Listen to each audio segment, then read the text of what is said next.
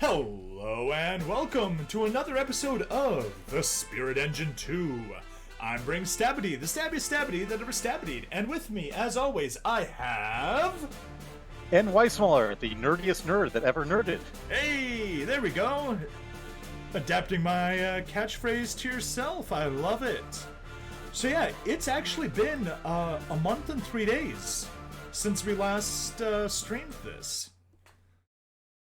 So, if I'm a little bit lost, well then, yeah.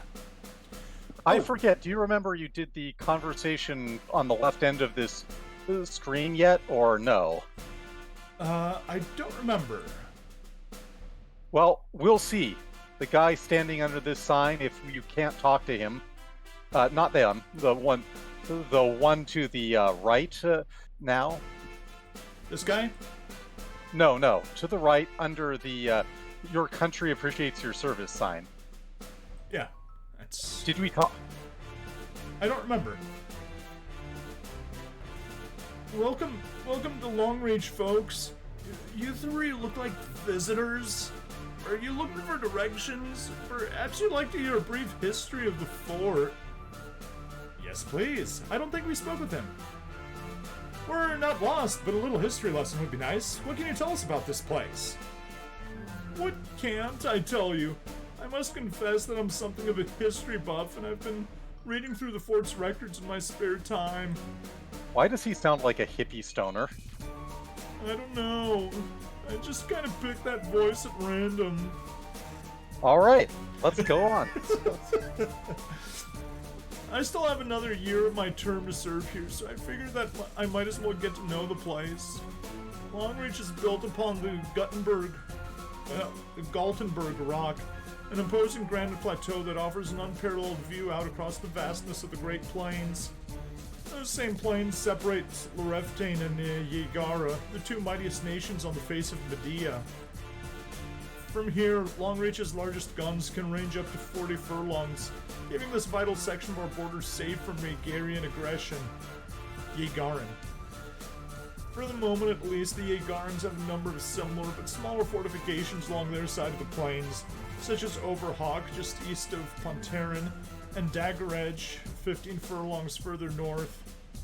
All of them are within range of Longreach's biggest cannons, and vice versa. It is an uneasy peace, which could be broken at any time. Our vigilance is important now as ever. These great forts have watched over the plains for many years. Before the introduction of gunpowder, Longreach has been here in one form or another ever since the birth of the Loreftes state after the Great Migration. It certainly is a persistent old lump of rock. Do you know much about its history of service, Private? I do, ma'am. Her walls have withstood all that Yegar could throw at her through all three great wars, and her defenders have a long and proud history of bravery and resistance in the face of terrible odds. Longreach has stood as a symbol of Loreftes' independence through centuries of war. No doubt she will stand through many such conflicts to come. For a place with such a rich and violent history, the fortress has surprisingly few scars to show for its ordeals. Every wall is so clean and so trim that it's hard to imagine them ever being fought over. Indeed, in the Third Great War... Oh geez. And now I wish I knew that line from Ghostbusters. In the third rectification of the Soldroa, or however that line's supposed to go. I think it's Voltroni. Yeah, that. It roasted in the depths of a giant slore, withstood a year's siege. Yeah. Indeed. In the Third Great War, she withstood a year's siege, being all but razed to the ground by cannon fire. But her valiant defenders still fought in the rubble. The fort was largely rebuilt after that, so the records say. It must have been a fantastic feat of engineering. How long ago did it happen? Let me see now. Nearly 90 years? No, that can't be right. My grandfather would have been in service then.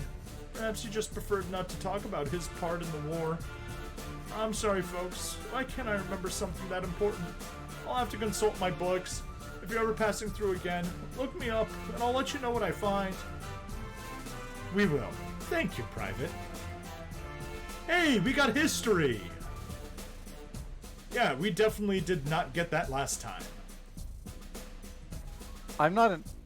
Welcome back, citizens! You can never be too well armed! Why don't you load up on a little extra firepower? You never know when you might need it. There we go, Surplus Sam, the sanest man in Loreftane. Okay, you were saying before I interrupted you and made you voice Sam. I just not sure I would have chosen that voice for history nerd in the...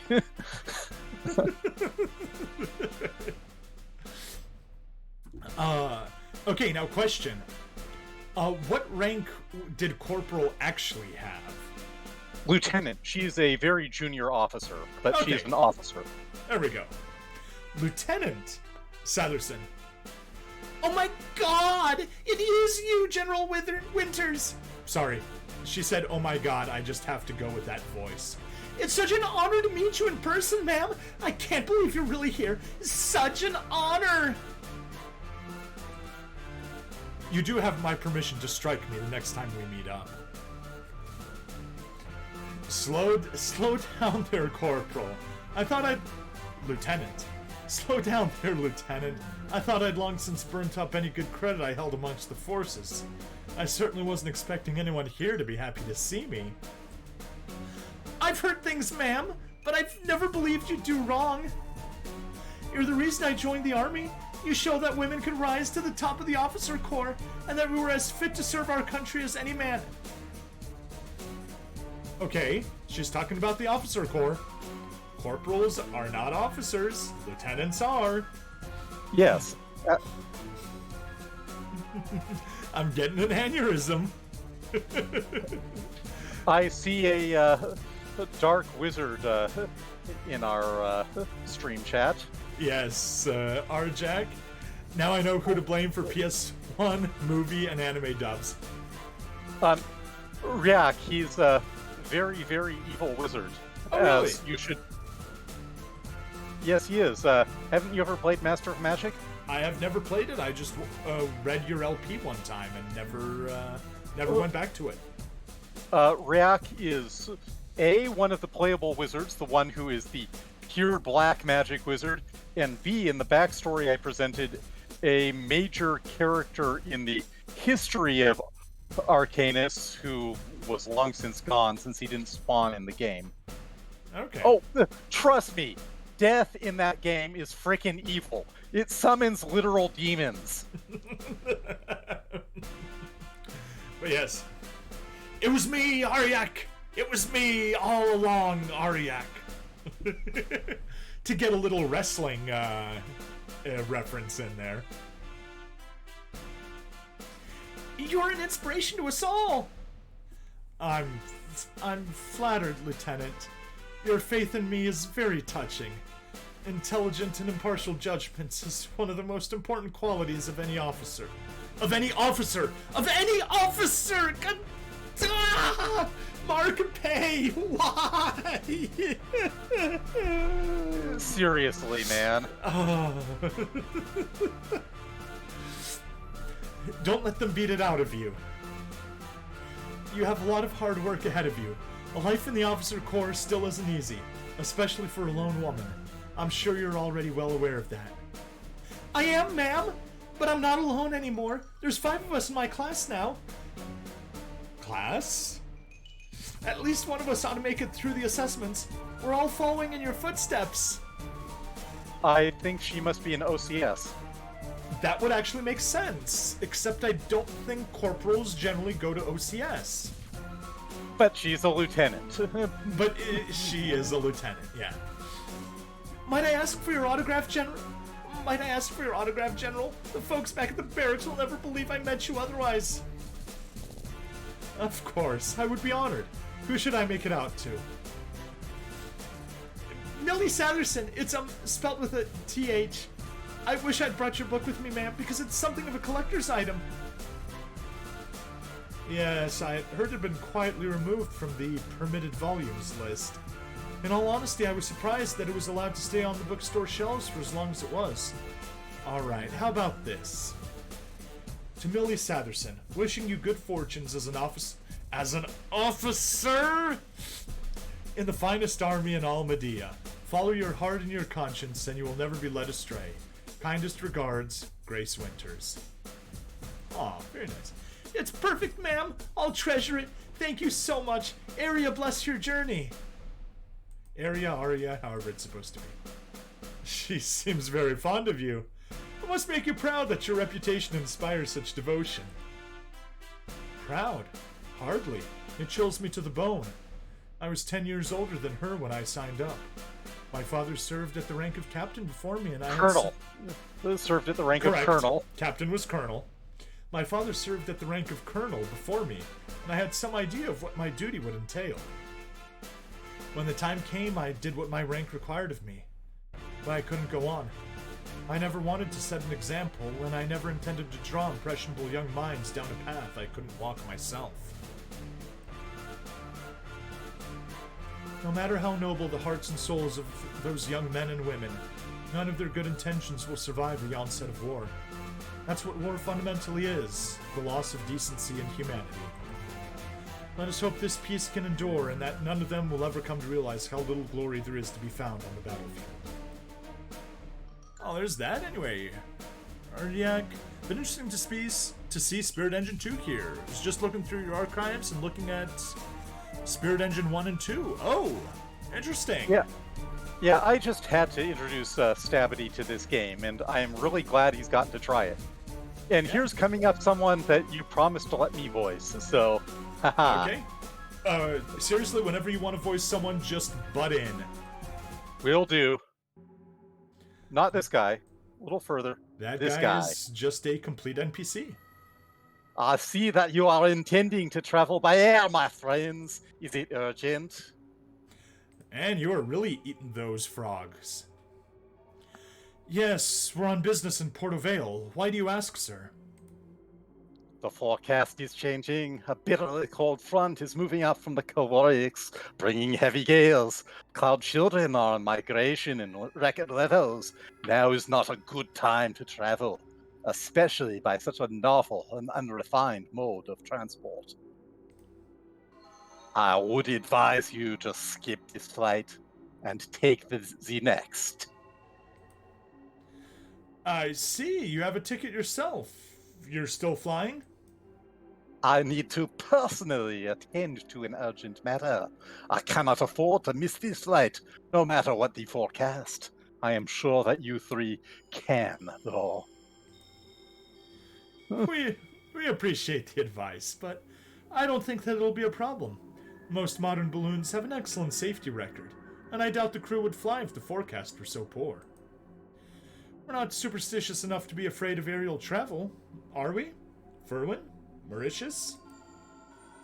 Afraid? Of flying? Oh, goodness, no. I think you voiced it wrong way. It's like, goodness, no. Yeah, now that I see the ellipses here, I think that kind of was the right one. Yeah. I see then. Never mind, my friends. I shall see you later. That was awfully nice of him. A lot of people wouldn't have bothered to warn you like that. Yeah, nice. That's the word for it. Yeah, you know, considering, oh man, I already forget the White Country. It's Yegara? Yegara. It's like France-ish. Yes. Several hours later. I hope I'm not disturbing you, sir. Would you like a drink? We have water, fruit juices, and a range of alcoholic beverages. I love this boiler in the middle of the skyship. It's cool. Yeah. Now remind me, what was the lieutenant actually? It was sergeant or corporal. We settled on sergeant. Okay, yes. Sergeant Grossman. What? No, nothing to drink. How long until we reach the moorings at Porto Vale? Another 8 hours, I'm afraid. There's a strong westerly wind, which we're having to tack against. That's normal for this time of year. I see. Thank you, miss. Please keep me updated. Excuse me, I'm looking for the toilet. It is this way, isn't it? Yes, towards the back of the cabin, sir, just beside the emergency exit. Thank you. This is rather urgent. I'm sorry. Is he gonna disable the smoke detectors in the lavatory? My God, what a terrible person. Good afternoon. Would any of you like a drink? A glass of brandy, miss, if you please. I could do with something to steady the nerves. No one expects the French Inquisition. Nice. Mon Dieu! Why are you one looking thing so... Oh, go ahead. One thing I have to say I love about how this game is, we are not bringing a quirky group of not terribly serious teenagers through an adventure which they don't really treat with the full gravity that their adventure demands. We are bringing a couple of middle-aged people who have been around the block, who fit firmly into the setting, and the youngest guy is still 23 and is firmly presented as young and pretty naive because of it. Yeah. Yeah, pretty much. I can't disagree with you there. It's definitely not Japan of, oh man, if you turn 18 and you haven't finished some grand adventure, you're too old to do anything. Yeah. Why are you looking so pale, Mauritius? You're not losing faith, surely. Of course not. But if God had meant for men to fly, he would have given them wings. This flying vehicle is an aberration that takes us closer to him than we should be. Ooh, foreshadowing, are we? In fact, if these winds pick up anymore, we shall most certainly end up as close to him as we can possibly get. I had been planning to make that meeting as a rather older man than I am now. Try not to worry, Mauritius, and just enjoy the greatest vantage point any man has ever occupied. I'm more than a little nervous myself, but I wouldn't miss it for the world. The view is simply breathtaking. And if you're 35, you're already dead, which, considering length of active life in Japan, is really funny to look at. Well, I mean, once you graduate college, you become a salary man, and then you don't have a life. You like work for 14 hours a day.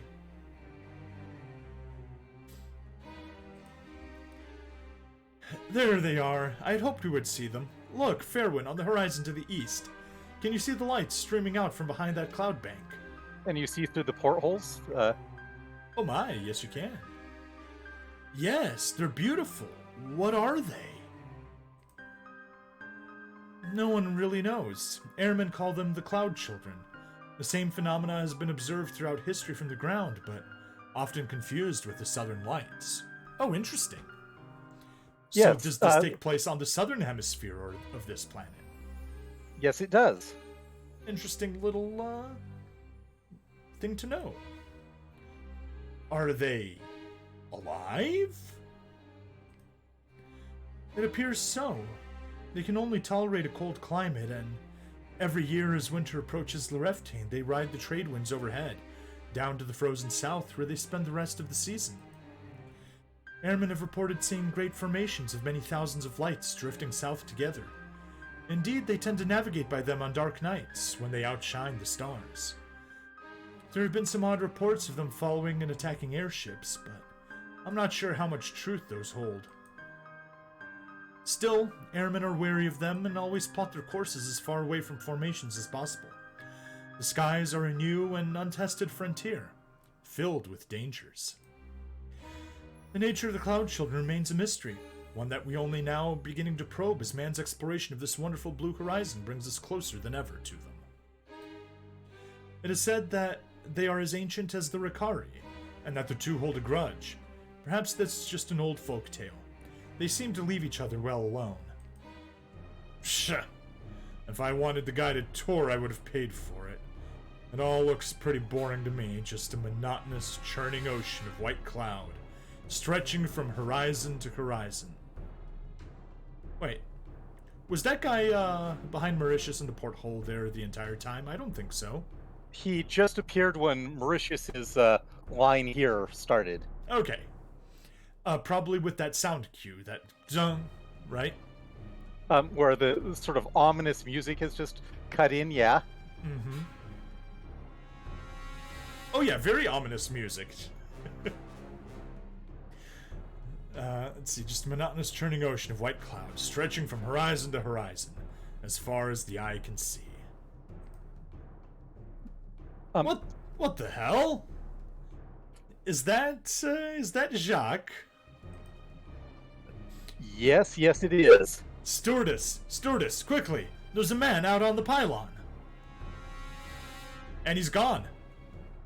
Oh, by the way, I am not pressed for time. Turns out the person I'm going to do stuff with massively overslept, so... Well, considering it's about 5:40 p.m. right now, that's quite a massive oversleep. Alright, well, let's go on. Now, I hope he didn't break a pylon, because if he broke a pylon, you know what we need to do. We must construct additional pylons. We must construct additional pylons. Are you sure, sir? I can't see anything out there. It was right outside my window, I swear. Don't look at me like that. I know what you're thinking, but he was. I see. I wouldn't worry too much about it, sir. The thin air at this altitude often plays tricks on the minds of passengers unaccustomed to it. You'd best lie back and try to get some rest. And I think I'll take that bottle back. Oh! The air temperature must be close to minus 80 degrees up here in Mauritius. Anyone who would try and climb outside in such harsh conditions would have to be suicidal. I know what I saw. There's a man on the pylons. And he's back! Yep. I think he's just there to make Mauritius think he's crazy. There you are again. What are you doing out there? Oh. Of course you go with oh. No, don't do that. Not the main rigging. I need a pistol. Where could I... He's cutting through. He's cutting through. Long reach to... Underports. Which is not to Porto Vale yet, as you can see. No, it is not. Do we see Porto Vale? Oh yeah, there it is, right up north. Porto Vale. Oh, you can't see my mouse cursor. That's all right. And as you see, Porto Vale is on the Vale, which you can see in the... Yep. Just south of Vale Yards, on the little peninsula to the north. And you can just see Kelstarin to the far east. Yep, next to Parliament something. Underneath it, it says Parliament of Stars is located in Kelstarin, so... Okay, makes sense. Yeah. In the province of Lereftat in Lereftain, so you can guess that Lereftain as a union is probably named after Lereftat. It's... Yep, most likely the center of expansion. Yep. All right.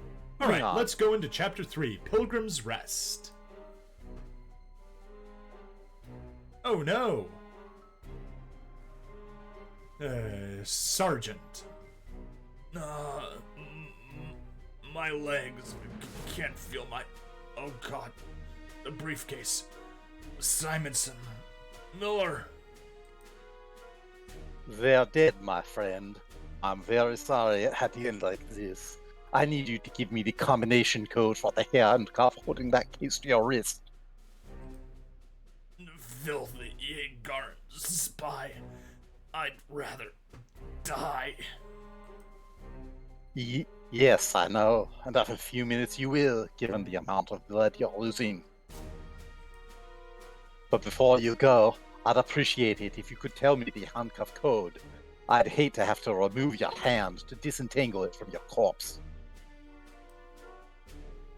Well, isn't that a shame?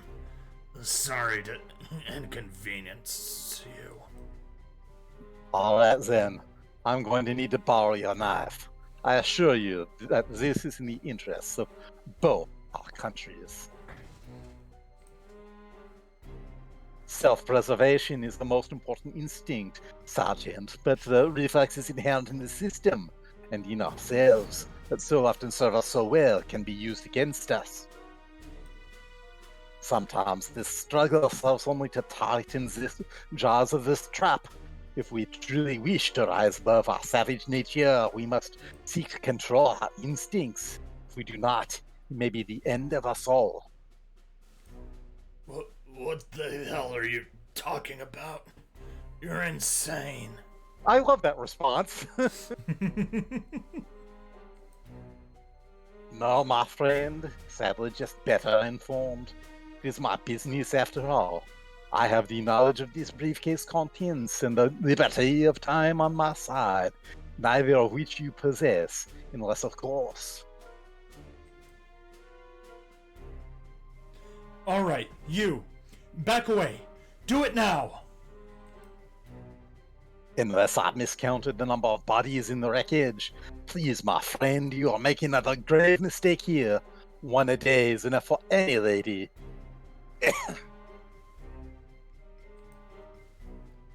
Grace! Oh, thank God you're alive. What the hell's going on?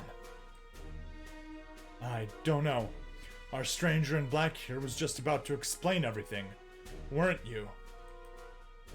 Much as I would love to stay and talk with the two of you, such friendly banter would be wholly contrary to my objectives here. Silence is the only acceptable course of... Not good enough. You've killed all these people. Answers are due.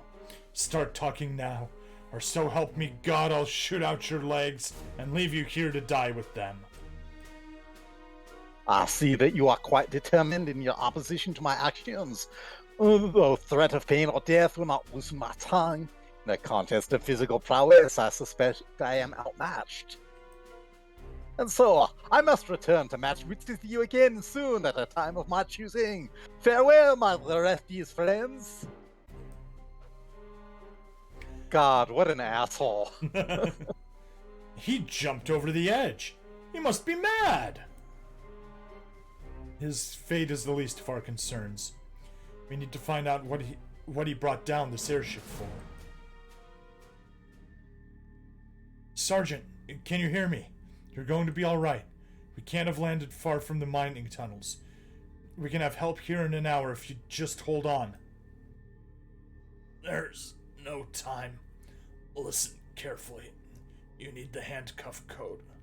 46139 Oh darn. I was expecting that to be 12345, like the passcode on my luggage. Sorry, I am tempted to quote Spaceballs, but I don't remember the quote well enough to actually make it. That sounds like something an idiot would have on his luggage. And then President Scroob comes in and says, "Okay, where's the king? He's already gone. We've got the passcode. It's 12345. 12345. I've got the same combination on my luggage." And then they just look at each other. All right.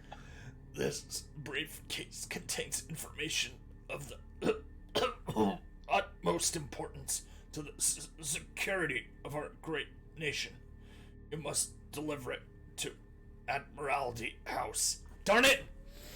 Not Admiralty House. To General Headquarters. In Port of Vale as soon as Lieutenant, come on. Speak to me. Sergeant, speak to That's me. right. Sergeant, speak to me.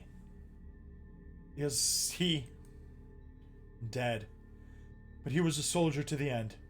We must move quickly to deliver this briefcase and ensure that his sacrifice is not wasted. Are you injured at all, Ferwin? I have a gash on my arm and one hell of a bruise on the back of my head, but nothing too serious. I'll be fine once everything stops spinning. Wait, Mauritius! Where's Mauritius? That is a very shocked eye pose. It's like, ah! Huh. It's a miracle. Divine intervention. I knew I had a special purpose in his plans. I just needed to be patient until it was revealed. Mauritius, are you alright? Oh, Ferwin, I'm quite fine. Thank you. I could see the cold stone rushing up to meet me. Death stared me in the face, but his hand rose up to shield me. I've been saved for a greater purpose. Yes, it seems that God loves you. It looks like he loves me and Grace too, though.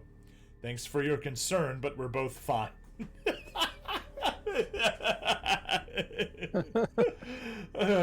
Okay, a little passive-aggressive there, Ferwin, are we?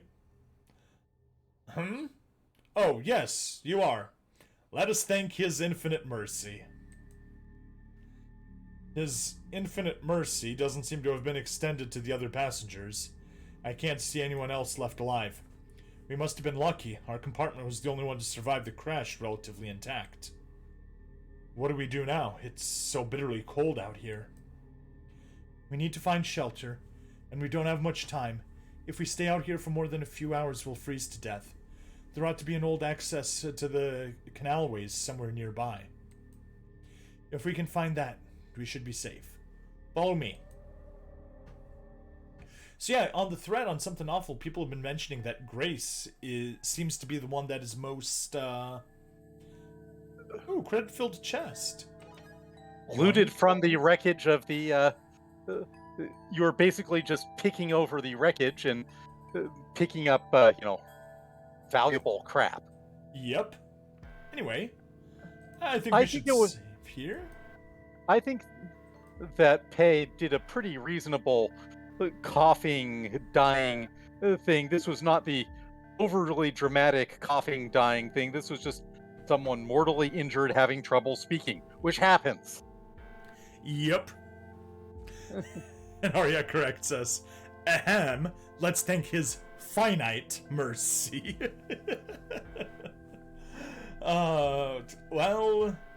His infinite mercy was only extended to a finite number of people. If his infinite mercy was extended to an infinite number of people, that would be a very large airship. Yes, it would. Oh. You all right there? Oh, just sleepy. I stayed up until 4 reading a book, so, messed my schedule up. Like me. On top of the whole, first day of daylight savings time. But yeah, also a really short game. Okay, cool. Anyway. No, he's saying if he extended the mercy to an infinite number of people, it would be a really short game. Yeah. That's a fair point. That is a fair point.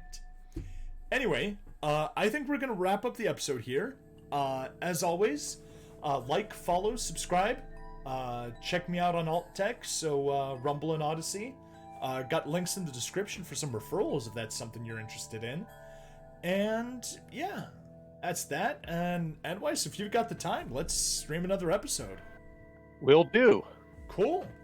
I'll see everyone on Twitch in about a minute. And everyone on YouTube, this is going to be a Tuesday release, so see you on Thursday. Bye-bye now.